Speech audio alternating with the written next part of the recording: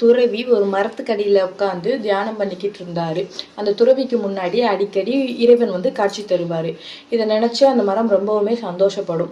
அடர்ந்த பருவகாலம் ஆரம்பித்த உடனே அந்த மரத்துலேருந்து பூக்கள் நல்லா செழித்து பூக்க ஆரம்பிச்சிருச்சு. ஆனால் எல்லா பூக்களுமே காயாகிறது கிடையாது. ஒரு சிலது மட்டும்தான் காயாக பழுக்கும். இது அந்த மரத்துக்கு ஒரு குறையாவே இருந்தது. எப்போவுமே அந்த மரத்தை நிமிர்ந்து பார்க்காத அந்த துறவி அதோட முணுமுணுப்பை கேட்டு நிமிர்ந்து பார்த்து உனக்கு என்ன வேணும் அப்படின்னு சொல்லி கேட்டிருக்காரு. அதுக்கு அந்த மரம் சொல்லுது, எதிர இருக்க மரத்தை பாருங்களேன், எல்லாமே எப்படி பூ பூத்து நல்லா காய் காய்க்குது. அது மாதிரி எனக்கும் இருந்தால் அவ்வளோ நல்லா இருக்கும்.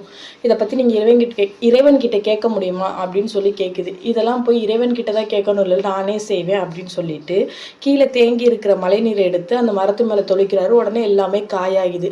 இது அந்த மரத்துக்கு சந்தோஷமா இருந்தாலும் அதோட வெயிட் தாங்க முடியாமல் ரொம்பவுமே திணறுது. இதில் மழைக்காலம் வேற ஆரம்பிச்சிருச்சு. உடனே அந்த துறவிக்கிட்ட என்னை பழைய மாதிரி ஆக்கிடுங்கன்னு சொல்லவும் அவரும் அதே மாதிரி ஆக்கிறாரு. அந்த துறவி சொல்றாரு, யார் யாருக்கு எப்போ என்ன கொடுக்கணும்னு